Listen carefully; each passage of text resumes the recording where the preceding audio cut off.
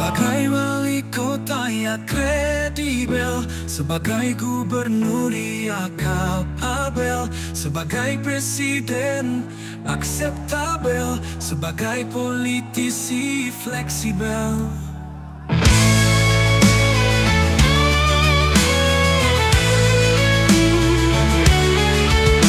Sedang dulu kala membuat mebel sangat bigel, lagi humble, mungkinkah kelak sebagai negarawan ia difabel. Kami datang ke sini karena kami dianggap tolol, teriak komika Abdur di tengah riuh demonstran yang mengepung gedung DPR RI. Siapa yang tolol? Komika? Bukan. Ini Abdur mewakili suara sebagian rakyat. Saya tidak mengklaim sebagian besar karena belum saya hitung, tetapi kalau menurut hitungan drone emprit, kontra narasi itu hanya tidak lebih dari 1%, artinya mayoritas menyetujui bahwa peringatan darurat itu relevan dan Indonesia tidak sedang baik-baik saja. Setidaknya apa yang juga dikatakan oleh Abdur itu saya terwakili. Kalau Anda dianggap tolol, bagaimana? Senyum? Senyum kecut atau marah? Dulu MK, Mahkamah Konstitusi, membuat keputusan nomor 90 tahun 2003, tapi kemudian setahun kemudian MK membuat keputusan nomor 60 tahun 2024. Itu sebelumnya MA, Mahkamah Agung, mengeluarkan keputusan soal batas usia calon pemimpin daerah. Dan sehari kemudian setelah keputusan MK terbaru itu, Badan Legislatif DPR hendak menganulir lewat RUU Pilkada, rencana undang-undang pemilihan kepala daerah. Ini negara apa? Kalau kemudian muncul peringatan darurat, kalau pintu DPR dijebol para demonstran, jangan melihat itu sebagai sesuatu yang berdiri sendiri. Kita mesti melihat dalam konteks hukum sebab akibat, aksi reaksi, atau bahasa canggihnya harus dilihat secara lebih dialektis. Pasti ada sebab-sebabnya yang kemudian memunculkan akibat. Manifestasi akibat itu menjadi sebab baru dan seterusnya. Sebagian rakyat, saya tidak mengklaim semua karena dari postingan di medsos kita bisa melihat ada yang posting peringatan darurat, tapi ada yang bereaksi memosting Indonesia baik-baik saja. Dari berbagai postingan dan komentarnya, kita bisa tahu orientasi dan nalar politiknya, juga kepentingannya. Kalau ada orang pintar nulis, kenapa tidak konsisten soal putusan MK dulu ditolak, kini penolaknya mendukung mati-matian putusan MK? Putusan yang mana? Pernyataan itu, postingan itu lebih bertujuan mereduksi atau membuli. Nalar yang keblinger, memakai teks yang dilepaskan dari konteks. Karena pertanyaannya sekali lagi juga bisa dibalik. Kenapa keputusan MK yang menguntungkan Gibran didiamkan saja, tapi mengapa pula keputusan MK yang merugikan Kaisang ditentang, mau dianulir? Bahkan Mr. Q sebagai salah satu operator politik, bukan lagi konsultan politik, meminta MK dibubarkan. Sebagai wali kota yang kredibel, sebagai gubernur ia kapabel, sebagai presiden akseptabel, sebagai politisi fleksibel.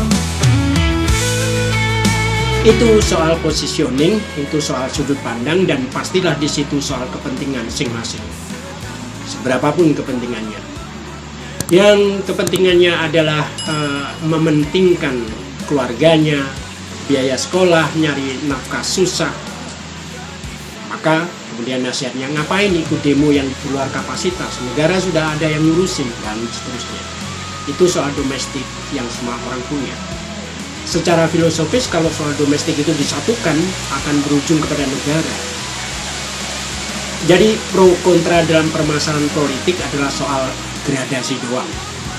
karena kapasitas otak, sensibilitas dan sensitivitas itu berbeda-beda, bisa beda warna, bisa beda tingkat. Di sini kita akan bicara soal sikap, pilihan, keberpihakan, kesepakatan. Saya sederhanakan, ketika melihat Raffi Ahmad bersama Gibran berusukan ke UMKM di Jawa Barat dan membandingkan dengan Reza Rahadian, juga Abdur, Ari Kriting, Bintang Emon, dan para komika yang ikut mendatangi gedung DPR itu untuk berdemo menolak RUU Pilkada, saya lebih memilih Reza Rahadian Chum Suis. Sesimpel itu saja. Demokrasi OTW, demokrasi on the way, di samping soal sikap dan pilihan adalah juga soal suka, tidak suka. Ukuran masing-masing berbeda. Juga dalam menanggapi soal orang yang tidak suka pun dengan kesukaan berbeda-beda pula. Jika saya memposting opini ke medsos atau memposting di YouTube, kemudian mendapat komentar orang yang tidak suka dan berbeda sikap, ya saya biarkan saja tetap nangkring di kolom komentar. Kalau kebangetan, apalagi menyesatkan, saya bisa balas komentarnya. Tapi kalau tidak, ya malas saja. Kalau dari komentarnya dengan mudah orang melihat tingkat kebodohannya dan kelemahan logikanya, ya saya biarin saja nangkring, biar semua orang tahu seberapa wawasannya. Tujuan saya menulis di medsos seperti Facebook atau memposting video opini ke YouTube bukan agar diperhatikan penguasa, apalagi oleh Presiden Jokowi. Meskipun saya tahu Jokowi mengamati medsos. Info ini saya dapat dari teman yang bertugas mencermati medsos untuk direkomendasikan kepada Jokowi. Medsos semua orang tentu, bukan medsos saya, yang tren dan viral mengenai isu apa saja, terutama isu politik. Tujuan saya menulis dan memposting di medsos, satu, mengaktifasi saraf otak agar tidak mudah korosi, ritual jemari agar tidak gampang tremor kalau lagi menulis di keyboard. Tiga, memprovokasi agar teman-teman saya berani dan bisa bicara lewat tulisan atau lewat berbagai media lainnya seperti audio visual di YouTube ini. Menulis dan mengekspresikan apa saja, karena platform medsos itu bagian penting dalam akselerasi demokrasi yang bukannya difasilitasi negara tapi lebih sering diserimpung oleh pemerintah dan politikus dengan UU ITE, dengan mau diubahnya undang-undang penyiaran.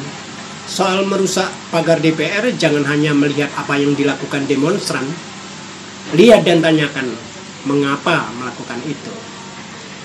Tidak berdiri sendiri, lihat permasalahannya. Jangan hanya melihat peristiwanya. Secara visual saja, kasat mata, mengapa gedung wakil rakyat dipagari seolah dalam situasi perang, berhadapan dengan negara lain, atau takut maling. Di situ terlihat dari sistem komunikasi dan interaksi publik bermasalah. Mana lebih berbahaya, memacetkan arus lalu lintas karena demo dibanding dengan memacetkan arus demokrasi karena mengakibatkan demonstrasi? Lebih barbar mana merusak pintu gerbang gedung DPR dibanding merusak sistem hukum dan konstitusi negara?